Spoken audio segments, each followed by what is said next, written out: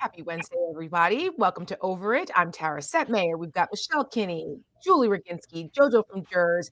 We are your Over It chicks talking politics and what we're over this week because there's never a dull moment and there's damn sure something that we're all always over, particularly when it comes to Donald Trump, this administration, and all the nonsense that they put forward every single damn day. So, oh, guys, this Epstein thing. I mean, I want to be over it, but I'm not because it's just so juicy to watch them tearing each other apart over it.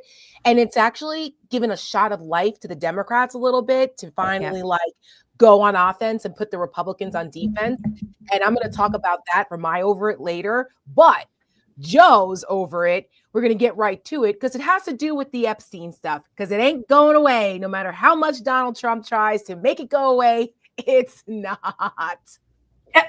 No, it's not, and it's homegrown, which is fascinating because his grasp on some of the members of the manosphere, so to speak, has been dwindling, whether it was the bombing of Iran, for Laura Loomer, who I don't know if she's in the manosphere or not, but for Laura Loomer, it began with the Qatari plane, and now, even Megyn Kelly, Charles. Well, let's just say this. It has been absolutely fascinating to watch them trying to make 2 + 2 = 5 when it's like they're so close. They're so close. Megyn Kelly, it was either a unicorn from Endor that was speaking in tongues that came down and did this, or it's a scandal that the sexual abuser who bragged about grabbing women by the pussy is trying to cover up. It is absolutely fascinating. It's not going anywhere. Heather Cox Richardson, who talks about the most, erudite and intellectual political issues of our time, she's talking about this now. And she's like, I slept on this. I didn't realize what a big deal this was. They are completely fracturing. He's melting down. It's not going anywhere. And today, just to add fuel to the fire, he went after his own. He went after his own supporters. And what did he call them? Did he call them weak? Did he call them losers?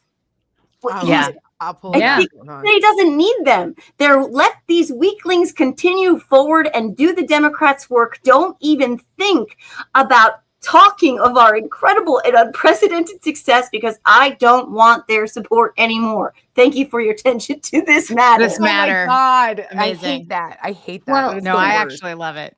Can I just add something to what you said? Because I think it's so fascinating. You have all of these people going to Charlie Kirk's little young brown shirt convention. Young brown shirt convention. Brown shirt recruitment. I was going to use a different word, but I thought better of it. I call it the incel palooza, Julie. Yes, that's good. Well, I don't know what goes on down there. I'm not sure if they're incels or they're all just mating with each other. But regardless, they were all down in Florida this weekend, and everybody was pissed off. You had Laura Ingraham talking about how Pam Bondi's head in a platter. You mentioned Megyn Kelly. You had Charlie Kirk telling the Washington Post, remember, like fake news, but not anymore. The Washington Post that he's very worried about what Trump is doing because suddenly, young men may just not, these day traders may just not vote for him or vote for anybody anymore.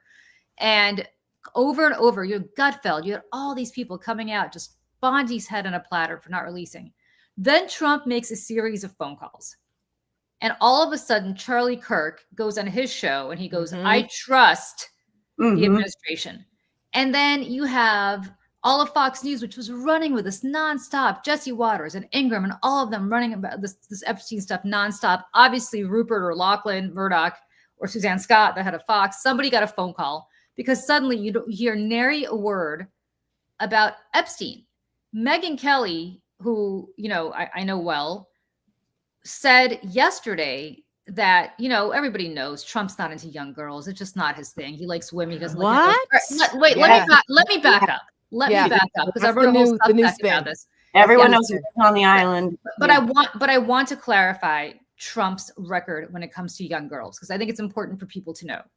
At the same time that he was hanging out at Mar-a-Lago with Jeffrey Epstein, he was hanging out in New York City with John Casablancas. John Casablancas, who's now dead, was a pedophile. He ran Elite Model Agency. And John Casablancas literally banged models who were 14, 15 years old, including, as he proudly talked about, this is all public, I'm not making any of this up, go look it up, read my Substack, I link to all of it. Stephanie Seymour, remember Stephanie Seymour was a supermodel? Yeah. Who he met when she was 14. By the age of 16, they were living together. What? Yes, she was 16, he was 41. Did he sign Ivanka, Julie? Was he the one that signed Ivanka? Or no, Ivanka was signed with maybe he signed Ivanka, but the that point would make sense. It would make sense. But listen, not just Stephanie Seymour. Then he goes on this whole diatribe about how Stephanie Seymour, it's so nice to be like, she's a girl, and she has this girl voice, this little girl voice, these little girl hands and feet, but she's sensual like a woman.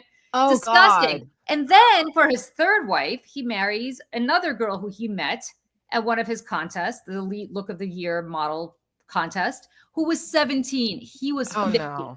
So my point is, and Trump was hanging out. He was a judge at this elite model contest. Was he Trump back dressing room like he did at the Miss Teen USA pageant? Before we even get to that, he was literally on this ship, Sail of New York, Taste of New York, some ship that was literally would take these models out every year around this modeling contest. These girls were 14, 15, 16 years old, and they have gone on the record saying they had to dance for Trump and walk for Trump. And who the fuck knows, sorry, Dad, what was happening with Trump and these girls. But I will tell you, if my husband or my father was hanging out with John Casablancas, I would start to ask questions. That's before we would get to Epstein. Then Trump, as you know, sees a 10-year-old girl going up the escalator of Trump Tower and asks her how old she is. And she says 10. He goes, "Are you going up?" She goes, "Yeah," like a 10-year-old. She doesn't know who he is. And he goes, "Maybe one day one day soon, a few years, I'll be dating you." She was 10. Then it's in our ad. Yeah. Yes, the audio. We put that in our Predator ad for Senate Project. Then that same year, he goes to the Plaza, which he owned at the time before that. I believe that was a second or third bankruptcy, but he goes to the Plaza Hotel and he sees these young 14-year-old girls performing in a Christmas choir, singing Christmas carols, like what? Ave Maria, like literally Christmas carols. And he asked them how old they are. And they say 14. And he says, "I'll be dating you in a couple of years." A couple of years, that's 16. He was 41 years old when he made those comments. So, and at the same time that he's partying down at Mar-a-Lago with Ghislaine, whatever the hell her name is, Ghislaine and Jeffrey Epstein. So don't tell me that he's not into young girls when you connect all of those dots.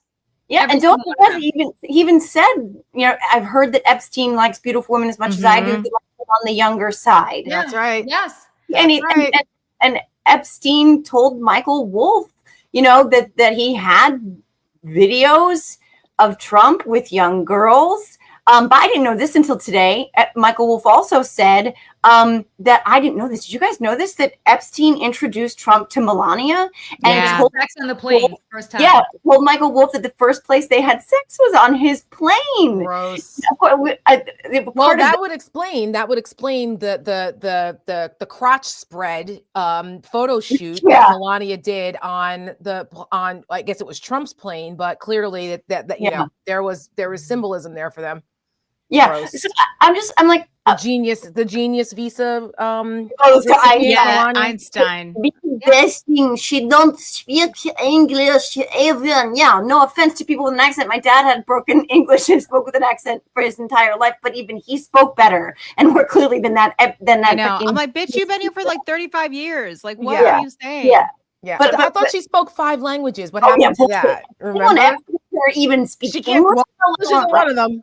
Right. So real quick, part of my over it, because Michelle pointed it out to me, so I had missed it, was Jordan Klepper at The Daily Show last night, just freaking doing what The Daily Show does best and what Jordan Klepper does best in calling this out in the hysterical fashion that they do this. And so, Michelle, thank you very much for putting this clip in. Let's just run that because it's funny. Oh, it is wonderful. It is. Everyone just to move on. And after initially pushing back, some of them are getting the message. I think the DOJ should immediately move to unseal all the Epstein documents in the Southern District of New York. Yeah. I think every file should be released to the public the same way as the JFK files. Honestly, I'm done talking about Epstein for the time being. I'm going to trust my friends in the administration. I'm going to trust my friends in the government to do what needs to be done, solve it, balls in their hands. minute. Somebody's The balls is in balls somebody's their hands, and it's he not says. that. Probably not the phrase I would use when talking about the Epstein files. The ball's in their hands. The shaft is in the courts. The taint is in the bread basket. What the are we doing here? A phrase you don't hear conspiracy theorists, free thinkers utter a whole lot is, I'm going to trust my friends in the government on this one. I mean, those so three days apart on those clips where Charlie Kirk says in front of Incelpalooza that he wants those files released 3 days later when he gets the memo from up on high that this is not a thing. I have the files, I don't have the files. Why are you asking me about the files? There are no files. The files were Obama and Comey and Biden. And in that same clip, in that same segment, he says, if Obama and Clinton and Biden had these files they created with his name in it to stop him from being reelected, why didn't they use them? Well, I'll tell you what the problem is here. The problem here is you've got a big rift here between the professional grifters like Charlie Kirk, who's 31 years old and a high school graduate, I think. He went to college, he didn't graduate. But the point is, Charlie Kirk would be living in his mom's basement in the Midwest, working at a mechanic shop if it weren't for Donald Trump. Right? 1,000%. Let's be really clear about that. He's a gazillionaire now. He's made it's not because of his good looks. That's for sure. And the same thing goes, goes for Tucker Carlson, who got kicked out his ass out of Fox News, but now has found a whole new billionaire following over on YouTube. Because again, the conspiracy theories have been amplified by Donald Trump. He has access to Trump. He has access to all of MAGA, and he's created a whole new career for himself. Fox, of course, created this Frankenstein monster and now is completely controlled by him. And they understand that they would 1,000% lose all access to their audience because they did the last time. They remember right after the 2020 election, they crossed Trump for a few seconds, and Trump told everybody to go watch OAN or whatever the hell he told them to watch, and Fox started losing market share. So they're completely controlled by Trump. But you've got a huge Heritage Foundation, exactly. But you've got a huge split between the people who have monetized the grift and the true believers who are sitting in their basements thinking that Vince Foster was murdered by the Clintons, thinking that there's truly a porno pedophile ring being run out of some pizza parlor in Northwest DC. Which I think is Jack Posobiec started that, right? He did. did. A basement.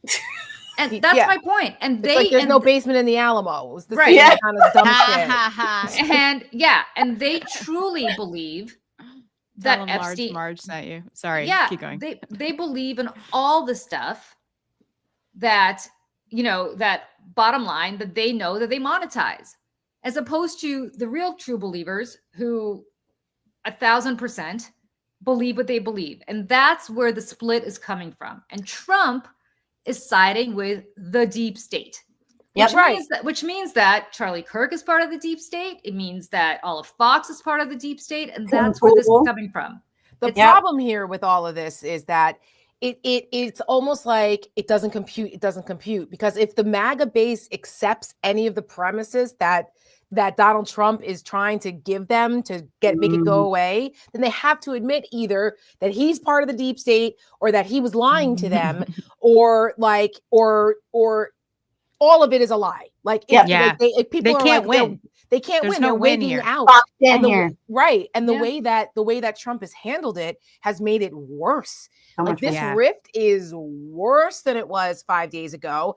And it's like everything you're not supposed to do in crisis comms. Julie and I know this, being in politics. Like, you could not handle this any worse. You're supposed to get ahead of it, just kind of say, put it all out there and then rip the Band-Aid off and then, don't have any more surprises. Donald Trump has changed the story 5 times. And then the grifter people, they went along with it because at first they tried to say we need to hold Trump accountable. And then the phone call came in and they're like, oh, God knows what they were threatened with. And they were like, oh, we're not going to fuck up our bread and butter. This is our golden goose. So we're going to find another way and excuse it. This is insane. Tim Pool. Yesterday. Tim Pool, who is part of the MAGA influencer grifter being paid by Russia. $100,000 a week. $400,000, right? A week or a month or whatever it was. And also and I just want to, he wears a little beanie hat in all months of the year. Oh, because he's bald? apparently he's bald and doesn't want anyone to know or doesn't want anyone to see it. I mean, he So has he enough money wears- to get plugs, so I don't know why he's. I don't Others understand do. either, but that's Marco just, Rubio it's did. just I'm a- sure he could give him the number of the guy that gave him his plugs. I mean, I don't get why these guys. Listen, get the Bosley. But anyways, I say that just because, like, again, these guys are always peacocking that they're these like tough. Oh, the manosphere, I'm so tough. But like, they're these little nerds sitting at microphones with insecurities and big chips on their shoulders, and they get paid obscene amounts of money, and they are the people that nobody liked in By high Russia. school. Right, Yes. by By Russia. Russia. They're those people who nobody liked in high school, which whatever, some of us don't peak in high school, but then some of us who don't peak in high school go off to be terrible people for the rest of their lives. And Tim Pool, I think, is one of them. And Well, I let's wanna make talk a about what point he's talking about here. I was just gonna say, I was gonna make a point about that because that's Yeah. another spin that they're trying to put out in the zeitgeist, because Democrats decided to put a bill on the floor. I think it was like Ro Khanna and a couple others that were leading the fight on this to make Republicans vote on it. So now, so what they were saying is Democrats are like, oh, okay, MAGA, y'all want the files released? Okay, let's do it. Let's put some legislation on the floor. Let's make sure that, compel DOJ to release the files, and let the Republicans now vote it yes or no. And the Republicans, all of them, I believe, correct me if I'm wrong, guys, voted against releasing the Epstein files now. So this is the way they're spinning that. It's child porn. Including Marjorie Taylor Greene, by the way, who talking out of both sides of her mouth, as usual. Moments earlier and moments later, said she believes in transparency on this issue and that she believes people should have every right to the information. And by the fucking way, sorry, Julie's dad, that bill was Byron Donald's bill. It was Republicans' bill that they wanted to force a vote on. And what did Republicans do? Nothing to see here. And by the way, it's child porn. It's child porn. They got to stick with the talking points. Exactly. QAnon, QAnon's whole thing.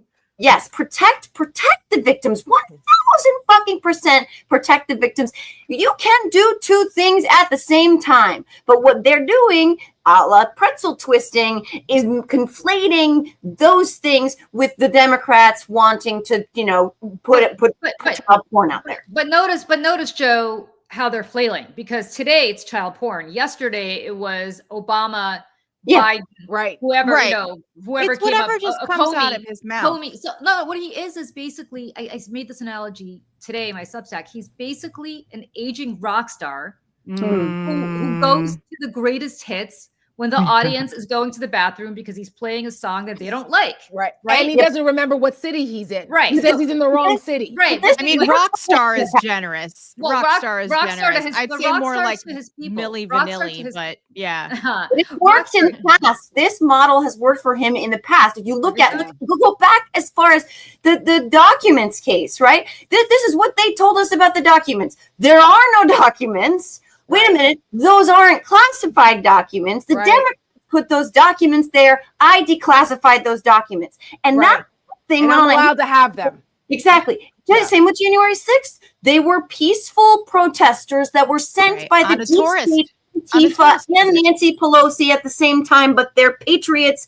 who we should celebrate, and this, none of it makes sense. So Julie, you're right. But the thing is, this time that playbook isn't working. And because of what Tara and everybody else has pointed out, because that would mean they have to punch themselves in the dick and the face at the same fucking time. The cognitive dissonance that they rely upon for their very existences would all fall apart. So everything they believe would be over, and they can't get there.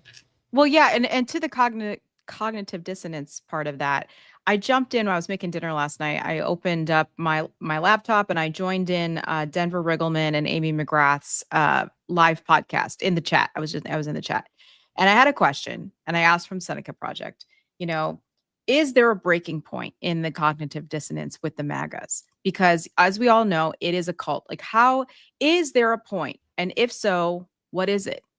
And Denver Riggleman, who, if you don't know him, is former congressman, expert in data analysis and disinformation. And he said that he thinks it's the Epstein files. He thinks that this is the thing that is eventually going to break them.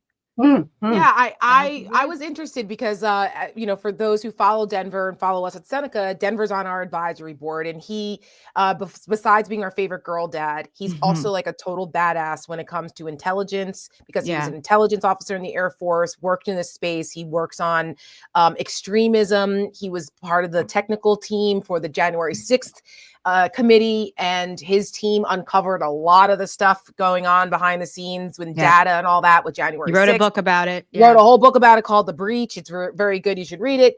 But he also is very well versed on Christian nationalism and extremism.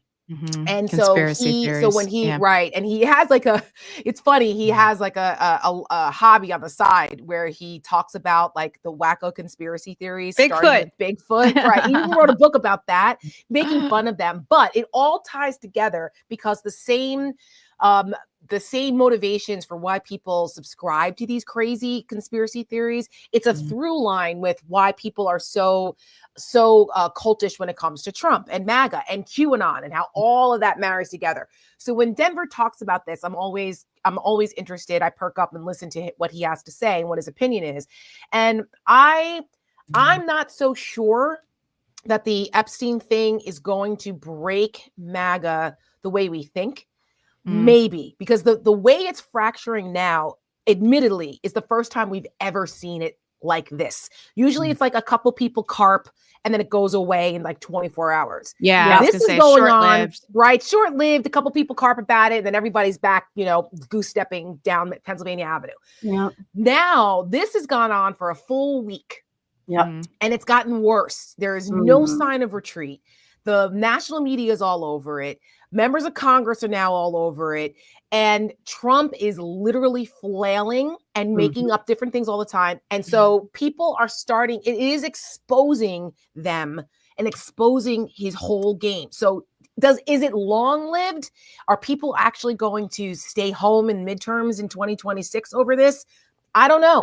I think there's a way to reintroduce it and play some psychological warfare, political asymmetrical warfare with this issue come next year to remind people. Donald Trump lied about that. What else is he lying about? And especially as he speaks down to his supporters. Right. He's insulting his supporters. And like that, I think starts to get people when he starts to insult them.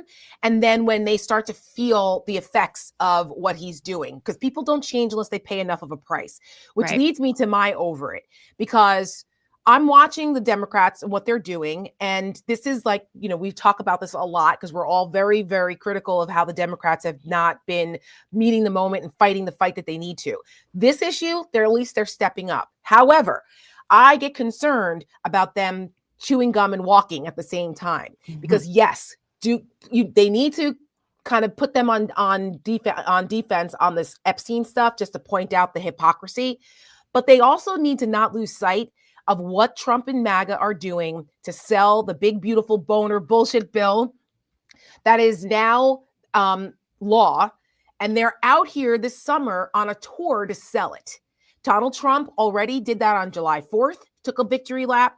He was in Pennsylvania yesterday. We all know how important Pennsylvania is. And now today, J.D. Vance is on the propaganda tour to sell this bill to the people in Pennsylvania 8.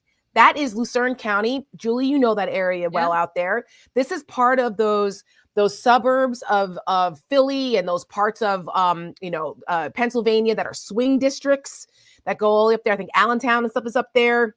It's like, that whole area was crucial in Donald Trump winning the election. And the swing district where J.D. Vance is going to be today and in the next half an hour, that is a district where a Republican freshman knocked out a Democratic incumbent, a multi-year incumbent, and won by about 1 percentage point. So about 7,000 votes. This is the type of swing district that Democrats must win around the country if they think they're going to take back the House. So when we saw that J.D. Vance was going there over the weekend, I mentioned it to some folks in a chat that are plugged into DNC stuff. And I said, hey, is anybody doing anything on the Democratic side to counter message this to this visit? Because he's going to a swing district that they know they need. This is what they should be doing. If I were on their side, that's what I'd advise them to do. And there were crickets. I didn't hear anything. And I was like, summer Fridays, Tara. That's right. Summer Fridays, it's the weekend. We're not going to really send out our top line, messaging for you guys. On top of things on the 'Cause it's weekend, the even though summer. the entire country's on fire. Right. That may or may not have been an actual response. So we at the Seneca Project, Michelle and I'm like, we need to do something. I was on MSNBC last week saying if Democrats want to regain the House, they better learn how to win again. And you have to go on offense. So we practice what we preach. Today, we made a quick 30-second ad. We put it out digitally. It's now geofenced around the venue where JD Vance will be speaking today. So as of right now, the people who are standing online waiting to go into Don's machine shop, wherever the hell he is in Pennsylvania 8, they're getting this ad. Yeah, West Pittston, is that the place? They're getting this ad on their phone while they're waiting online. And it's being blasted out to other areas of that district because somebody needs to. If the Democrats aren't going to do this, we're happy to be here at the Seneca Project to lead the charge and practice what we preach. And hopefully someone will go, oh yeah, that's a great idea, and scale it up because we can't do it alone. But at least we're going to lead the charge. So I just want to show the quick 30-second ad that we did. It's quick and dirty. You got to keep people's attention and at least put it out there because nobody else seems to be doing it. Do we have it? Yeah, I'll play it right now. Okay, awesome. Donald Trump betrayed you. Did you know Donald Trump's big, beautiful bill is taking away your health care? It's closing hospitals in your communities. It's kicking your mom out of her nursing home. It's taking food away from hungry children. And it doesn't even reduce our debt. All to make these guys richer. It was all a lie. Does that sound beautiful to you? It's a great ad, you guys. I'll tell you, you. You really, and I'm not just saying that because you're here. It's a really, really powerful ad. And why in the world Democrats are not up with these ads in every single swing district in the nation? And then Barack Obama goes out to Phil Murphy's, governor of New Jersey, to Phil Murphy's house and raises, $1 million or whatever the hell he raised for 1.5 for the DNC. And tells the rest of us to donate to the DNC. I'm sorry. Why would we donate to the DNC if they're not going to scale up this kind of stuff? Yeah, and actually have an operation, like a messaging operation, a communications operation on the ground, like the right does, like we were just talking, Tim Pool, Benny Johnson, all these MFers. Because there are a lot of them, but unfortunately they have to go out and fund themselves and go out on their own and do the messaging and do the work. And because, the DNC influencer situation is what it is, and it is not as funded and organized as it is on the right. And like the four of us are sitting here we're doing our best here, trying to, do our part. But for the love of God, Democrats. And people get all up in our comments to stop ripping on the Democrats. No, I'm a Democrat. Julia's a Democrat. JoJo's a Democrat. Tara's an independent, but we still love her. But this is our party, and we want them to do better. We need them to do better. This isn't just us out here being petty little bitches. We're trying to actually save our country, and we need our party to join us in that endeavor. You know what I had to do this week? I had to call a member of Congress and ask him if he could put me in touch with anybody who is literally feeling the effects of this Medicaid bill, this big, bad, beautiful bill, because out of my own pocket, and let me stress again, I'm not a millionaire. Out of my own pocket, I am going to fund videos of these people so we could get them out there on social media. I'm going to ask all of you to retweet them and to put them on Instagram and TikTok or wherever you may be, so that regular people see it. Why am I doing this? Why am I having to call a member of Congress? I had to call somebody, I'm not kidding, who's the head of I don't even live in New Jersey, the New Jersey disability, basically as the disabilities are in New Jersey, and ask him if he knows people who might be willing to participate. Yeah, what is going on? What is going on? Perfect example of why the people people like us and people like the folks who watch these shows, the people Mhm. who support independent media on Substack, we are going to have to do this ourselves. And so when you decide when we know to who you want to fund or give money to or support, just keep these things in the back of your mind.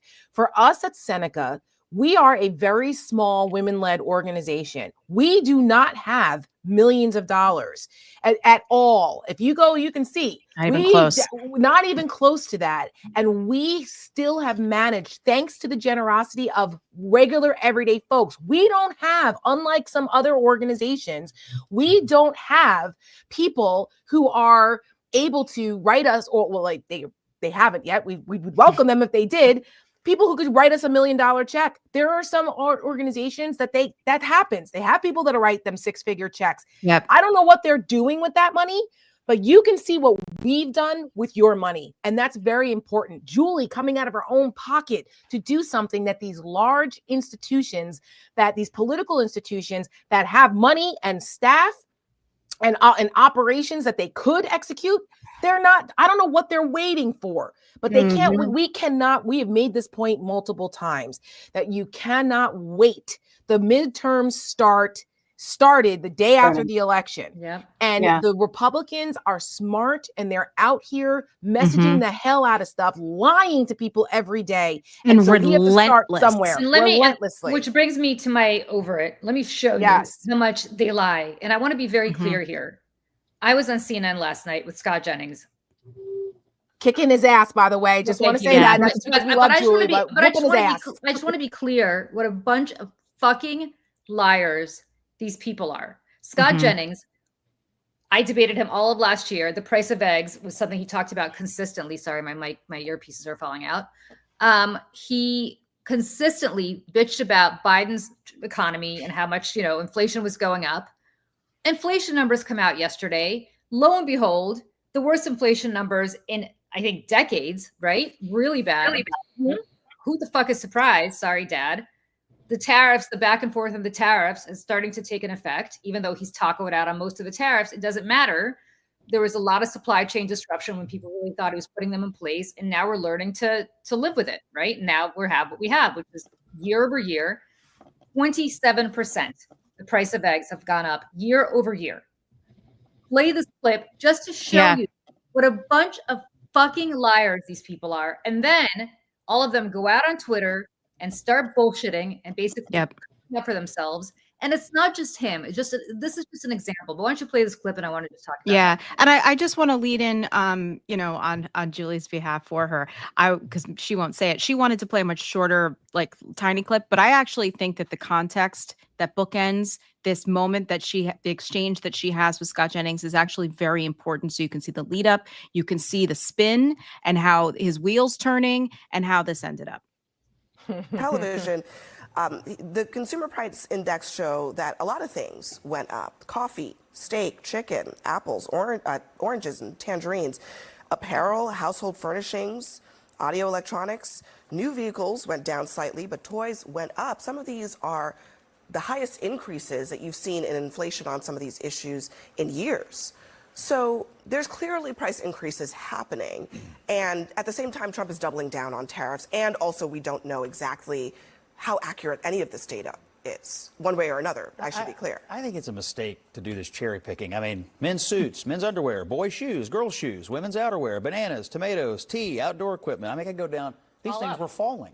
These things are falling. Gas prices are at a 4-year low. I think but also, I mean, the top line number is an increase in inflation that actual economists, not the ones that play one on TV, say is due to tariffs. The core CPI. So in addition to what you're saying, obviously not all prices are going up, but they're going up enough that it's showing up in the numbers. Look, here's my view. The core CPI forecast was 3%. It came in at 2.9. For the 5 months of Trump's administration, inflation has matched or beat expectations. The economy is booming with new investments. There's a lot to be proud of in what they have accomplished. Locking in the permanency of the tax cuts is a good thing. And so the Republican White House view of this right now is to be bullish on America. And when you look at the people who are investing in this country, massive companies, massive investments, it's outrageous what he's been able to generate so far. So I do think the panic over this report today is unwarranted, but I do think data is worth watching every month. But it's not. But it seems like a lot of panic for no reason. You're getting matched reports every month. It's not panic when we were promised on August 15th of last year that the price of eggs, that the price of bacon, and the price of apple. 69%. Actually, eggs year over year are up by 20. Are up 27%. They're down. I'm Since sorry. he took office, they're down. But if year over year. All right. He promised when he took office they would go down. Hold on. Let's not fight about statistics here. She's right. Year over year, they are up significantly. Month over month, they've gone down, but that's from their high, which occurred partly due to bird flu and other things. Right. So let's be very clear. He promised 3 things: the price of eggs, the price of bacon, and the price of apples were going to go down. I can quote him. It was on August 15th of last year. He said they're going to go down almost immediately when I become president. All of them are up. They're up year over year, and that's a fact. And these, you think it's hysteria or whatever you called it. People are suffering. You know how I know this? Because I heard all about that from you last year when I would debate you, and you kept talking about how the price of eggs is really high. Well, guess what? It's much higher now than it was when you and I were debating. You are literally lying about the eggs. Wait, excuse me. Eggs They're are up. down. Eggs are down. Guys, stop. Okay, Scott, before you accuse her of lying, I literally just went over this. She is correct that year over year, the Since price... Donald Trump took office, what happened to the eggs? Oh, my God. Do you not understand that the difference between... Who was the president last year at this time? Scott, do you understand? And then when did they spike? Julie, let me just come down? resolve this so we can move on, because this is a silly conversation. You totally derailed this conversation. She's trying to have a serious panel, and you you're out here arguing are derailing the about conversation. No, I'm not. Pardon me. She's not telling the truth Pardon about the me, eggs. but you're derailing the conversation, okay? I think people have the ability to understand the difference between the price of eggs today and the price of eggs a year ago today versus what you would prefer to talk about, which is the price of eggs when Donald Trump was inaugurated. You're just talking about his policies? You're talking about 2 different time horizons. Yes. Yes, and so, yes. Could I just say this? First of all, I wish Abby had not jumped in because I could have taken care of it myself. Yes, but, I know. Yeah, but I will say she's got to assert herself. It's her show, Yeah. and many people have been like, "Oh, she gets run over by people." Well, if you wouldn't have to, but she should have let you answer. You should have let me answer it because I spent 10 years at Fox dealing with assholes like this, and I don't need somebody else. Yeah, but listen, let me just say this. This is a lie. Right? Who was president last year? You're fucking right. Who was president last year? His name was Joe Biden, and they were lower under Joe Biden than they are right now. Thank you. Asked and answered, Scott. But that's not the point. This is not to beat up on Scott. This is to please do. Well, he deserves it. But this is to simply say that they will stop at nothing. They literally have statistics that their own government releases. Yeah. It is released by the Bureau of Labor Statistics, which is run by the Commerce Department. Howard Idiot Lutnick is in charge. And they're releasing these numbers. I'm not making them up. And the problem here is that they don't give a rat's ass because all they want to do, I'm so sick of these earpieces, all they want to do is talk about their bullshit. They make stuff up over and over and over again. And Democrats, to your point, Tara, are sitting around being like, if I put this markup into committee and then we have a reconciliation bill, and what the fuck is going on? I know. Get with the program. Charlie Kirk has 4 events a year. These insult paloozas. He's got one in Florida over Christmas. He's got a bunch in Arizona. He has one in Florida here over in the summer. But the one that they just did. And he shows up on college campuses and debates people openly, films the whole thing. CPAC has their thing once a year. Then they go on their multiple now. That's my point. Then they go on their Nazi tours to places like Hungary where they want to learn from Viktor Orban as to how to be dictators, or Erdogan probably next in Turkey.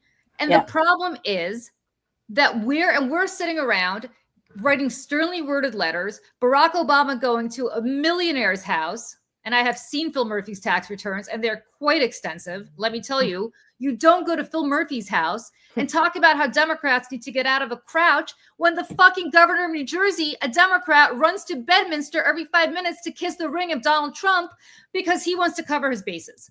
Yep. That's what I'm talking about. I don't understand what the problem here is with why we're sitting here and not giving it to these guys the way I did last night on a daily basis. It should not be me. It should not be you, Tara. It should not be Joe and her podcast. It should not be Michelle and her podcast.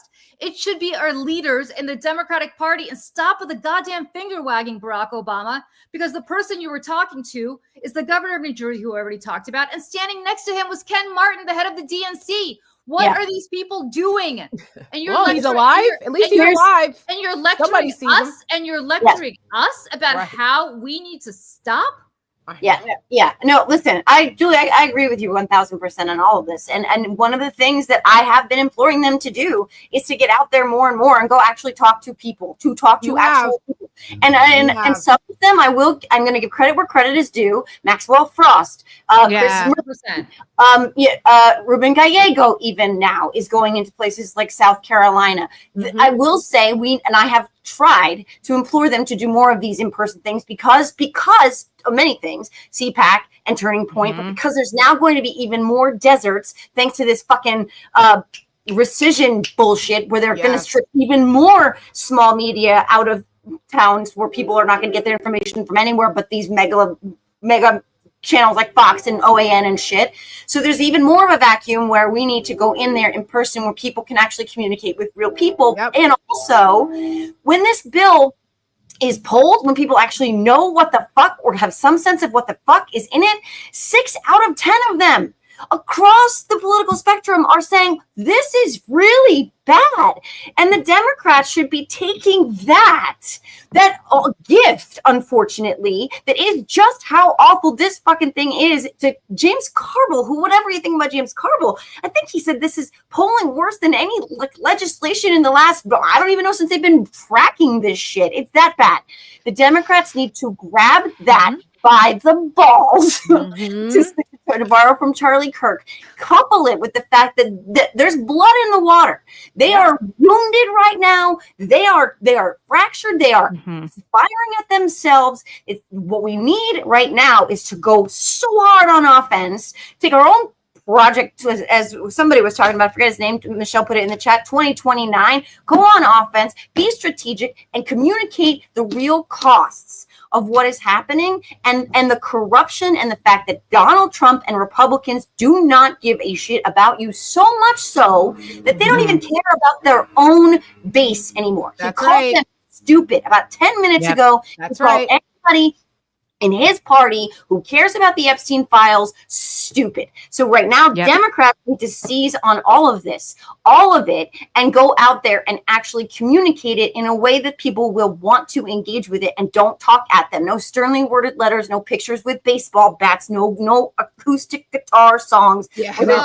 Testifying words that rhyme with suicide. None of that. Listen, but Joe, I'm sorry. Let me add something, because you mentioned Carville. This is the same guy who all of these people listen to, because Chuck Schumer and James Carville and Dick Durbin and all those people all came up together. They all came up together in the 80s and 90s. And I'm old enough here. And I'm old enough here to remember when Chuck Schumer was a young congressman from Brooklyn, because I lived here. Wow. And I remember very well when James Carville in 1992 was the hottest thing in the world and monetized his Cajun bullshit shtick. And now James Carville, at the age of 80-something years old, is telling Democrats, and I quote, to play possum and don't do anything. And then James Carville, we talked about this briefly on Saturday, I think, went on some podcast and literally talked about how Democrats are scolds and nags because, and I quote, you can't do that. No football. No hamburgers. How many calories does that have? Do you know what that does to you? Beer? No, you should be drinking a nice fruit spritzer or something. And I'm like, I'm quoting him, and I'm like, oh, get off my back, right? And then if you have sex, you must wear a condom. Okay, I don't know where the fuck actually, I do know where James Carville lives. He lives in New Orleans. I don't know what goes on down there, but here in the People's Republic of New York City, where we have a Democratic mayor nominally and a Democratic governor, sorta, is sitting around. Nobody here is telling us to drink fruit spritzers and not have a beer. And nobody here is telling us not to watch the Giants, although we probably should stop watching them because they suck. No, we had a great draft. It's going to be a good year. Okay, and maybe hope springs eternal. And nobody here is telling us not to eat a burger because we love our burgers. And if you go live in New York, go to the Corner Bistro, best burgers in the city. But also, I'm sorry, James Carville, somebody's telling young men to go put on a condom before they have sex. Oh, heavens to Betsy. How dare we? How dare we try to prevent STDs and unwanted pregnancies? These are the people but wait a second. These are the opinion makers in the Democratic Party right now. And that's why we find ourselves in the position we find ourselves. Well, they won't let go of the old guard. They won't let go of the establishment. They just won't. The other party turned themselves into a cult, and the Democrats are like, we're just going to keep running the same playbook because that's not the definition of insanity. Yeah. And I just want to add to, first of all, James Carville, smart guy. He was good at what he did in the time that he did it. Okay. But first of all, he should be thanking Ross Perot for his first big win, because Ross Perot had just as much to do with that win than anybody else, because there was a split in the conservative vote. And that's just kind of what happened. And then we got Bill Clinton for 8 years. And however you think, I mean, those were good 8 years. I guess the 90s were great.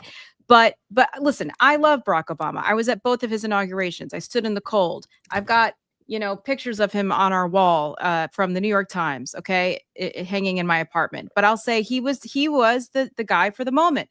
He was the guy in 2008. He was the guy in 2012. But unfortunately, the right turned rabid when we elected the first Black president, and they all lost their minds. And so they all came out of their homes flying kites, dressed as Benjamin Franklin, saying, "Don't tax the rich." And we don't understand why, but it was rooted in a lot of racism. And because of that, Donald Trump also lost his mind and knew that it was like catnip for these people to rile up with the birtherism and all the other nonsense. So unfortunately, the Barack Obama brand of politics no longer works. And I love the guy. He's whatever, but like, he has to stop telling everybody else what to do and how to do it. Stop with the finger wagging. Stop with the finger. It's the constant finger wagging. You know what? Yeah. Rather than, I don't know who he was talking to when he went to Murphy's house last weekend. I hope it wasn't to us. Maybe it was to Murphy and to Ken Martin, because those two have been in a fetal position, but not the rest of us. And then somebody here in the chat mentioned Hakeem Jeffries. I watched this little press conference about asked him about Epstein. It was like you could see the wheels turning, parsing every single word. Yes. I'm going to take They're a long so pause. afraid.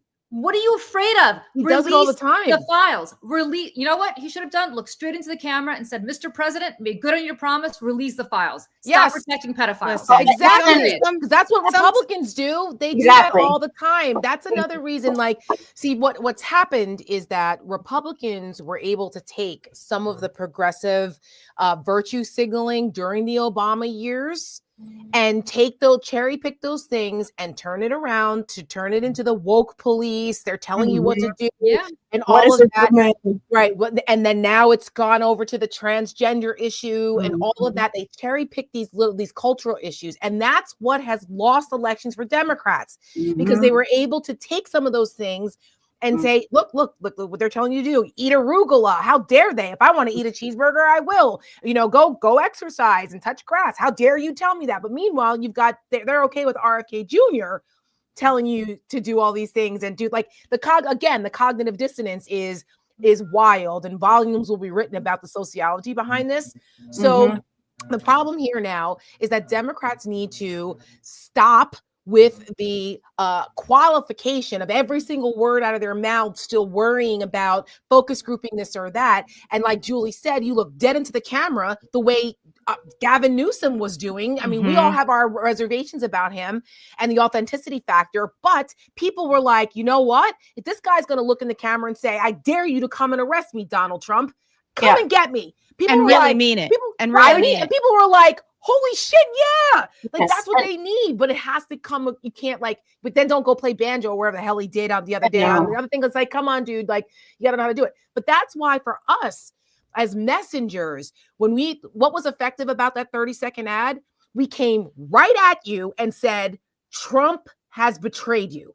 Yeah, Donald Trump betrayed you. You have to say it as simply as possible. Exactly. As simply as possible. That's where this Epstein thing comes in. That's where the Epstein thing is the perfect vehicle, unfortunately, to carry that message. Because on the backs of him promising this thing, this shit that he stepped in because he created the shit pile, it all it does is exemplify that he lied to you, that everything he ever promised you, he never meant to deliver. It is a vehicle that people understand because it's very simple. It is salacious. It has been around in the news, whether you're a conspiracy theorist or not, for a very, very long time. So you put that as the mantle on which you carry all of the other betrayals, not just on Donald Trump's part, but in Republicans' part. And the last part I'll say about this is that John Ossoff, who is back from paternity leave. Congratulations to him and his family. Yes, he and up did for re-election in 2026. Yes, in a very important seat, and who knows what his aspirations are beyond that. But he did do that exactly like you guys are talking about. The other day, he gave a speech and he went straight for it. He went right to the jugular at Epstein and he asked, "What are you hiding?" That's how you have to do it. You know why? Because he's younger. Ossoff is one of the youngest members of the Senate. So he's a little more connected to like everyday what's happening and the way people talk to each other. He's not as caught up in the old establishment stuff.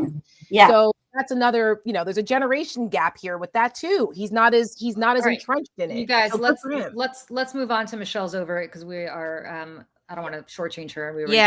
We've only got a few minutes. I want to make sure I don't have to rush through this. But the first thing I do want to address about the ad, somebody named Red Shoes in the chat said, "I only see your ads when I come on here. I only see your ads when I go online. Why don't I see them everywhere? Because we don't have millions of dollars." To run a national ad, especially on television, costs millions of dollars, sometimes a day.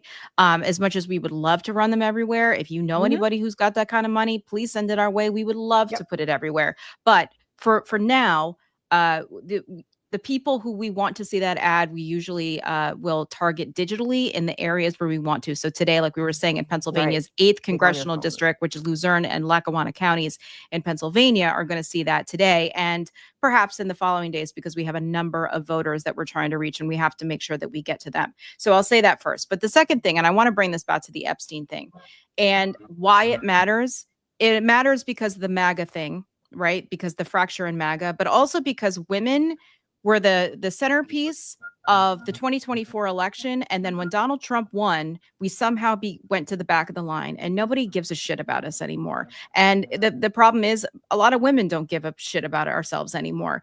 And I want to just play this really quick because this is a Christian nationalist pastor who we have talked about on our shows. And this is him just in the last couple days.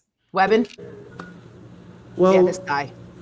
I don't think that it's like, well, I disagree with Pam Bondi because I think she's hiding the Epstein files.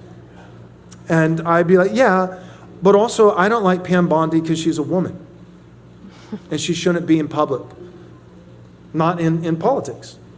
Like the meme is like, you and I are not the same. You don't like it for this reason. I don't like, it's like, I don't like Pam Bondi because of her positions. I'm like, I don't like Pam Bondi because she needs to be at home. Yeah.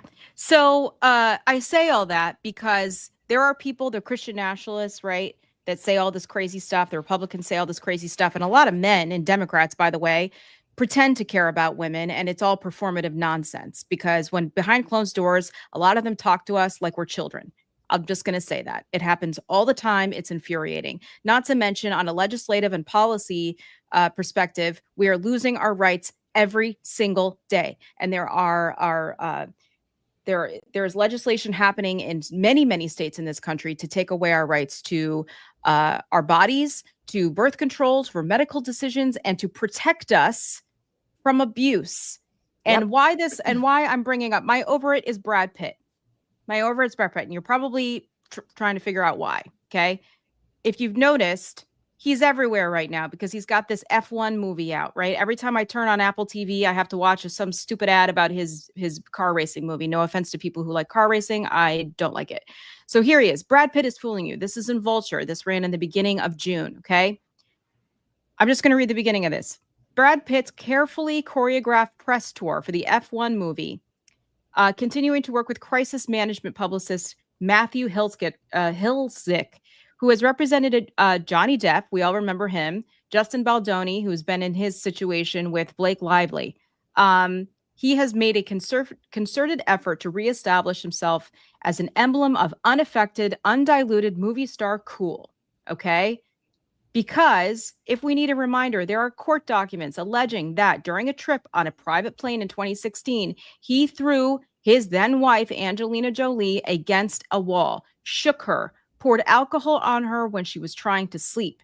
And when their children tried to defend their mother, Brad Pitt physically abused one of their children.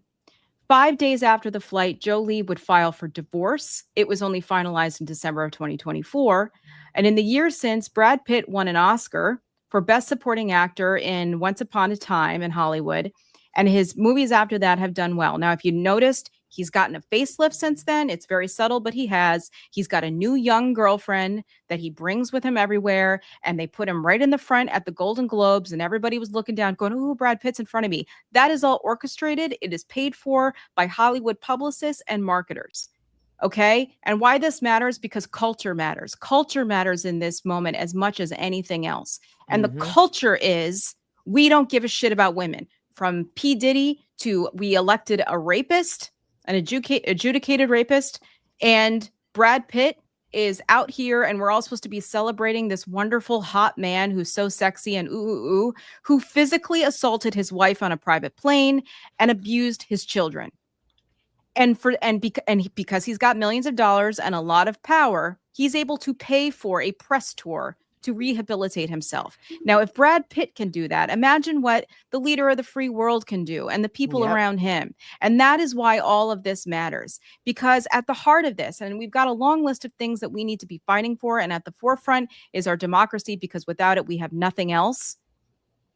Women, we are more than half. We are more than half of this country. And we cannot allow the right and these crazy people like Charlie Kirk telling young girls who saying that they want to go to college for political journalism, that instead of doing that, they should just focus on finding a husband and having children. That's something that actually happened. Terrible. We cannot forget about ourselves, because this is what women do. We take care of everybody else before we take care of ourselves. So I just want everybody to remember this. Remember, every time you see Brad Pitt on your TV screen or on your phone or anywhere else, that he physically abused his wife and his children, and he is paying for you to forget about it. And his just excuse, like everybody else. And his excuse, Michelle, before we go, because I know we have a hard out soon. Yeah. His excuse is, well, I was an alcoholic then. No. Right. I'm sorry, no. I know alcoholics, and you know what? I don't care, because what you do when you're sober is what you do when you're drunk, was what you do when you're under the influence. It does not matter. You have to take responsibility for the man that you are, and he has done nothing to prove that he has any guilt or remorse about any of it, which makes me think he's just a sociopath and a narcissist who only cares like about a lot himself. of them are. Well, like a lot of them are. Listen, I come from show business. I understand. Like I've spent a lot of time around people like this. I get it. All right. But somebody said, does Charlie Kirk have children? Yes, he does. Yes, he does. Yes, he does. So does Stephen Miller. They so procreate. Stephen Miller. Yeah. Multiple. So we cannot allow them to define this, and we cannot forget to take care of ourselves, because we are important, and we are the people who bring life into this world. We are the ones who take care of it, who take care of the calendars and the schedules and the budgets for the households. And we are the ones trying to form organizations like the Seneca Project and Lift Our Voices? I'm sorry. I'm like I can't. Lift Every Voice is the Black National Anthem. I know. I'm sorry. I'm very like, my blood pressure is like through the roof right now, because I'm so angry about this. And JoJo, I mean, everything that she's doing and preaching about her kids and her experience in this world, we are all trying our damnedest, and we cannot forget about ourselves, and we cannot forget about ourselves in the workplace, in our homes, in culture, in our churches and faith centers, and in the media space. So don't forget that we are being sold a lie on many, many, many, many levels, and we cannot allow them to create this narrative, because if we don't stop them, they will. So. Amen to that. And I know Michelle is getting ready to recite the Black National Anthem. Yes, I'm sorry. Irrespective of I'm politics, sorry. Irrespective of politics, because it's on both sides. It's a lot. We have a lot of male allies out there, and there's a lot of 100%. Men out there who very much want to hold on to their power. That's right. Yes. It's not about male. It's not about male bashing or any of that. It's just speaking truth to power about what we experience every day as women and what culture does to us, and we live it every day. It's a lived experience, and men should, instead of getting defensive, should take a look and think about, we're not all making it up. maybe just No. be self-reflective, you know? And Well- another show I'll go on about like what's going on with Uber right now and the sexual assault that's happening in Uber and how many millions of dollars they're spending to minimize their exposure legally to their drivers sexually assaulting riders.